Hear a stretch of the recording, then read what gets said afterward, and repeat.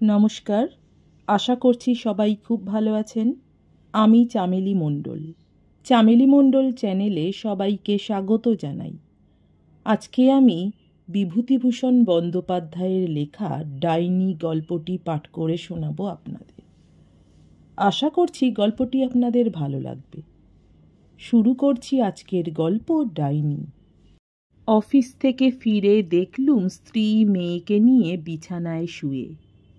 চমকে গেলুম খুবই। ভয়ও পাইনি যে তা নয়। বিজুকে তো কখনো ভর সন্ধেবেলা এমন করে সংসারের কাজকর্ম ফেলে শুতে দেখিনি। মেয়ের আবার কি বিপদ হলো? ভয়ে ভয়ে কাছে গিয়ে জিজ্ঞেস করলুম, ব্যাপার কি বিজু? বিজু কোনো উত্তর দিলে না। তার কপালে হাত দিয়ে দেখলুম জ্বর হয়েছে কিনা। না, শরীরের উত্তাপ তো স্বাভাবিক। তবে স্ত্রীর কানের কাছে মুখ নিয়ে গিয়ে ডাকলুম, বিজু। এতক্ষণ পর বিজু কথা বললে। কদিন থেকে বলছি এ অলক্ষণে বাড়িটা বদলে ফেলো। তা যদি কথা কানে করবে, কলকাতায় কি আর বাড়ি আছে? সত্যি বটে, বিজু কদিন থেকে বাড়ি বদল করবার জন্য তাগাদা করছে। কিন্তু বাড়ি বদল করা তো আর সোজা কথা নয়, ভুক্তভোগী মাত্রেই জানে। সুতরাং কথাটা তেমন গ্রাহ্য করিনি। বললুম, এ বাড়ি কি দোষ করেছে? ব্যাস, বিজু যেন ফেটে পড়ল। দোষ করেছে? চারিদিকে সব ডাইনি।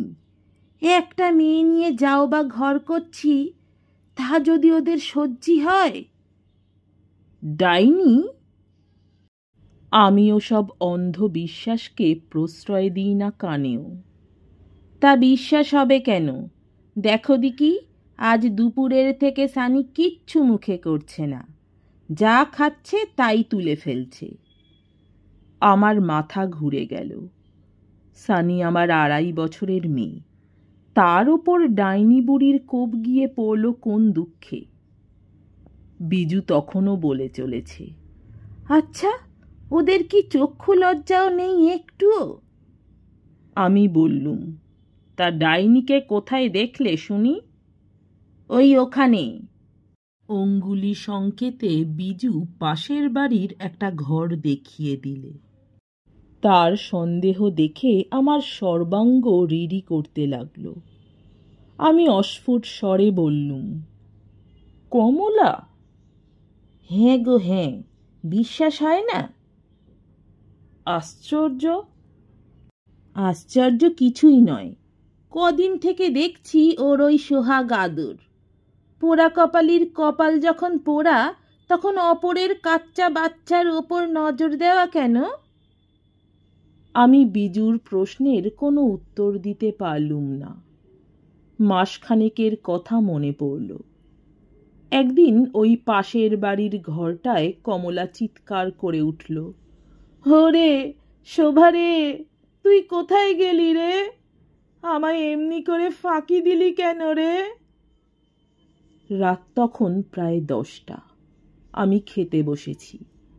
বিজু আমায় দুধের বাটিটা এগিয়ে দিতে দিতে বললে, পাতের গোড়ায় একটু জল দাও। আমি বললুম, কমলা কাঁদছে না? আগে পাতের গোড়ায় জল দাও দিকি। সত্যি কমলা কাঁদছে, সারা মাতৃহৃদয় মথিত করে কন্যার বিচ্ছেদ বেদনায়। 2 মাস আগে শোভা এসেছিল মর্তলোকে, আর আজ চলে গেল মায়া মমতার পাশ ছিন্ন করে। হয়ে পর্যন্ত মেয়েটা রোগে রোগে ভুগেছে। সর্বাঙ্গে তার ঘা, বড় বড় দাগা দাগা। পুঁজের গন্ধে কাছে যাওয়া যায় না। কিন্তু কমলা সমস্ত ঘৃণা তুচ্ছ করে শোভার সেবা করেছে 2 হাতে। তার ফলে নিজের গায়েও স্থানে স্থানে ঘা হয়েছে। সেসব গ্রাহ্য করেনি একটুও। সারা হৃদয়ে নিয়োজিত করেছে তার প্রাণ সদৃশ শোভাকে আরোগ্য করবার প্রচেষ্টায়। বড় বড় ডাক্তার কবিরাজ দেখানো হলো, রোজা এসে ফোড়া কাটল, অসংখ্য দেবতার কাছে মানত করা হলো, চেষ্টার কোনো ত্রুটি রইল না। কিন্তু সমস্ত চেষ্টা ব্যর্থ প্রতিপন্ন করে রাত 10টায় শোভা মহানিদ্রায় আক্রান্ত হল। মা বুকের ওপর লুটিয়ে পড়ে শতবার নাড়াচাড়া করে তাকে সজাগ করবার চেষ্টা করলে। বিনিয়ে বিনিয়ে তার প্রস্থানের জন্যে অনুশোচনা করলে সারা রাত্রি প্রায়। সে ঘটনার মাসখানেক পর কমলা নাকি সানিকে দেখে একদিন কেঁদে ফেলে। বুকের একটা গভীর দীর্ঘ নিঃশ্বাস চাপতে পারেনি। তার নিঃশ্বাসের শব্দে আমার স্ত্রীর চিত্ত বিচলিত হয়। আস্তে আস্তে খুকিকে নিয়ে সরে আসে পাশের ঘরে। আমি তখন অফিসের হিসেবপত্র মেলাচ্ছি। বিজু আমার পাশে এসে বসল। আমি চশমাটা আস্তে আস্তে চোখ থেকে খুলে বলি, কিছু বলবে নাকি? না, এমন কিছু নয়। আমি হাসি, বলি, তা ওই এমন সামান্য কিছুই শুনি না কেন? সত্যি, তোমার আবার এসবে বিশ্বাস হয় না। আহ, কৌতূহলী তো বাড়িয়ে দিচ্ছ কেবল। তুমি এ বাড়ি বদলাও। কারণ? কমলা রোজ রোজ সানির পানে তাকিয়ে ফোঁস করে নিঃশ্বাস ফেলবে আর কাঁদবে। বাছার আমার অকল্যাণ হবে তাও বুড়ো মাগি ভুলে যায়। পাগল? আমি হাসতে লাগলুম। হই তো, তুমি সব কথা উড়িয়ে দাও কেবল। কপাল যখন পোড়া তখন অপরের ছেলে মেয়েদের ওপর নজর দেওয়া কেন বাপু? বিজু আমার কাছ থেকে চলে যায়। আমিও সব বিশ্বাস করি না বলেই হয়তো। আমার মাথার মধ্যে বিজুর সেই শেষ কথা কেবল ভাসতে লাগল, কপাল পোড়া। বাস্তবিকই কি কমলার কপাল পোড়া? বিধাতা পুরুষ তার প্রতি অপ্রসন্ন? এই রুগ্ন মেয়ে প্রসব করবার জন্যে দোষী কে? কমলা? একটুও নয়। আমি জানি কমলার স্বামীর দুরারোগ্য সিফিলিস রোগ বর্তমান। এ কথাও জানি যে সেই মহাপুরুষ প্রায়ই রাত্রিবেলা বাড়ি ফেরেন না। বাপ ঠাকুরদা অনেক পয়সা জমিয়ে গেছে, তাই ব্যয় করে সে ফুরিয়ে উঠতে পারছে না। তবুও লোকে দোষ দেবে কমলাকে। আমার স্ত্রী অন্ধ বধির। সে অকারণ পুরুষদের প্রতি সর্বদাই সদয়।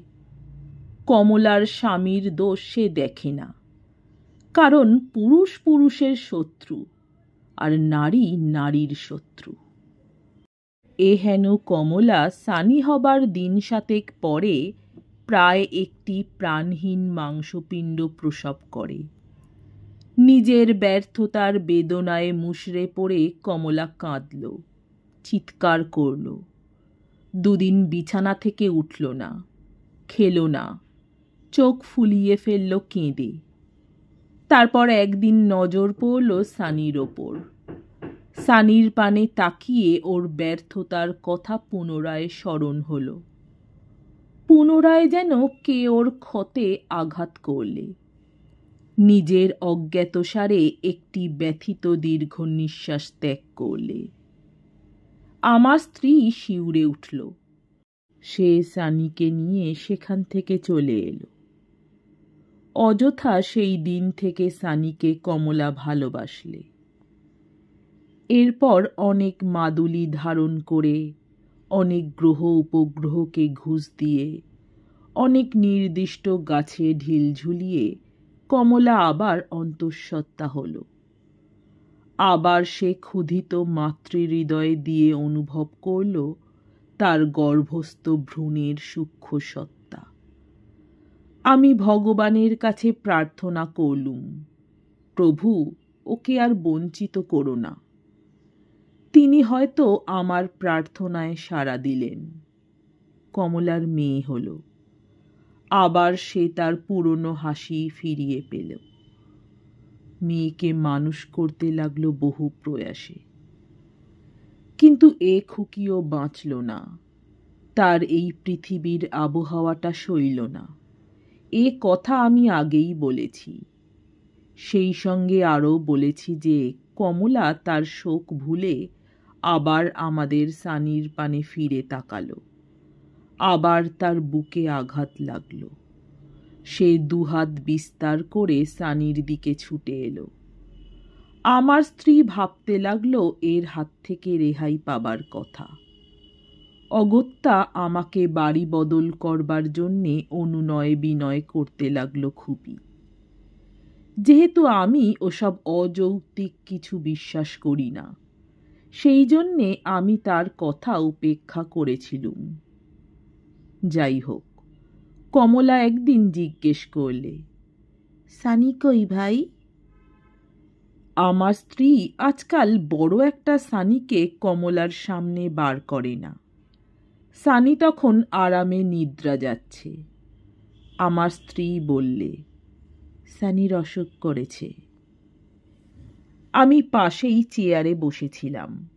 স্ত্রীর এই মিথ্যা কথা শুনে চমকে গেলুম। কমলা ভয়ার্ত স্বরে বললে, কি অসুখ ভাই? এই সামান্য জ্বর। ডাক্তার দেখাচ্ছ? না, দেখাবো। না ভাই, দেরি করো না একটুও, ভালো ডাক্তার দেখাও। যে দিনকাল পড়েছে, ফেলে রাখা একটুও উচিত নয়। ও চলে গেল। ওর গলার স্বর ঈষৎ কম্পিত হল। আমি বেশ বুঝতে পারলুম। আমি স্ত্রীকে বললুম, এ মিথ্যে বলে কি লাভ? তুমি থামো দিকি। সুতরাং আমি নীরব হই, আর স্ত্রী বলে চলে, 50 দিন বলছি বাড়ি বদল করো, বাড়ি বদল করো, সে কথা যদি গ্রাহ্য হয়। তার পরের দিন দুপুরবেলা কমলা নাকি এসেছিল সানিকে দেখতে। সানির অসুখের খবর পেয়ে সে চুপ করে থাকতে পারেনি। সারাদিন সে খুকিকে কোলে করেছিল, আমার স্ত্রীর সমস্ত বিপরীত চেষ্টা ব্যর্থ করে। আমি আসবার ঘণ্টা 3 আগে এখান থেকে চলে গেছে। আমি অফিস থেকে ফিরে বিজুকে আর সানিকে ওই অবস্থায় দেখলুম। কি ছাই বেদানা খাইয়ে গেল, তারপর থেকে বাছা আমার কিছু মুখে করছে না। আমি বিজুর পানে ফ্যাল করে তাকিয়ে রইলুম। সে আমার হাত দুখানা চেপে ধরে করুণ সুরে বললে, তুমি আজই বাড়ি বদল করো, নয় আমার বাপের বাড়ি রেখে এসো। ও রাক্ষসী আবার কালই আসবে বলে গেছে। আমার কানের মধ্যে কে যেন গরম শিশে ঢেলে দিলে। ঘরের মধ্যে আর কোনো শব্দ নেই। সব কিছু নিথর নিস্তব্ধ। আমি বিচার করতে বসলুম, সানির অসুখের জন্যে বাস্তবিক দায়ী কে? কমলা না আমার স্ত্রী? মিথ্যা একজনের বুকে আঘাত করলে বিধাতার বিচারালয়ে তার কি কোনো শাস্তি নাই? বিধির বিধান কি নিরর্থক শব্দ সমষ্টি মাত্র? এমন অন্ধকারে নীড় হারিয়ে একটা কাক কা কা কা রবে ডেকে উঠল। আমি সানির গায়ে কপালে হাত বুলোতে লাগলুম। আমার বেশ মনে পড়ল কদিন ধরে সানির অনবরত টক লেবু খাওয়ার কথা। সানির রোগের কারণ দিনের আলোয় প্রকাশিত হল। ওই কচি মেয়ে অত অ্যাসিড সহ্য করতে পারে? ঠিক সেই মুহূর্তে ছাদের ওপর একটি বিড়াল করুণ স্বরে বিলাপ করতে লাগল। সম্প্রতি তার একটি সন্তান মারা গেছে। আমার স্ত্রী চমকে উঠে আমায় অনুরোধ করলে, আগে বেড়ালটাকে দূর করে এসো, আগে ওকে দূর করে দাও। আমি তার অনুরোধ শুনলুম না। বিজু কাঁদল ফুলে ফুলে, তবে আমায় দূর করে দাও, আমি পথের ধুলো, আমি কেউ নয়। আমায় গ্রাহ্য হয় না একটুও। একটু সুস্থ হয়ে সানিকে ডাক্তার বাড়ি নিয়ে গেলুম। ডাক্তার এক ডোজ ওষুধ দিলে, সেটা খাইয়ে দিলুম যথাসময়ে। বিজু সারা রাত্রি মেয়েকে বুকে করে নিয়ে রইল, আর আমার অবিশ্বাস দেখে দুঃখ প্রকাশ করলে। বললুম পীরের কাছ থেকে জল পড়া নিয়ে এসো, তা হলো না। ডাক্তার বদ্যি কি এসব সারাতে পারে? কিন্তু বিজুর কথাই মিথ্যা হলো। ডাক্তার আশ্চর্য রকমে সানিকে নিরাময় করলে। সকালবেলা সানি আবার তার সহজ সরল পূর্ব স্বাস্থ্য ফিরে পেল। আবার সে খেতে লাগলো, হাসতে লাগলো। অফিস যাবার সময় বিজুকে বললুম, ডাইনির হাত থেকে যখন সানি রেহাই পেল তখন কমলাকে ক্ষমা করো। বিজুর যেন অসহ্য হলো আমার কথা। বললে, মাইরি বলছি, তুমি আমায় পাগল করে দেবে। কালকের মধ্যে যদি না বাড়ি বদলাও তাহলে সত্যি সত্যি আমি বাপের বাড়ি চলে যাব। অগত্যা সেই শনিবার দিনই রাত্রে বাড়ি ঠিক করে ফিরলুম। পরের দিন জিনিসপত্র নিয়ে উঠে গেলুম নতুন বাসায়। পরের জন্যে স্ত্রীর সঙ্গে ঝগড়া করে সংসারের শান্তি নষ্ট করতে আমি নারাজ। নমস্কার। আমার গল্প পাঠ ভালো লাগলে, এরকম আরও অনেক গল্প শুনতে চাইলে অবশ্যই আমার চ্যানেলটি সাবস্ক্রাইব করে দেবেন। লাইক, কমেন্ট, শেয়ার করতে ভুলবেন না। অনেক ধন্যবাদ।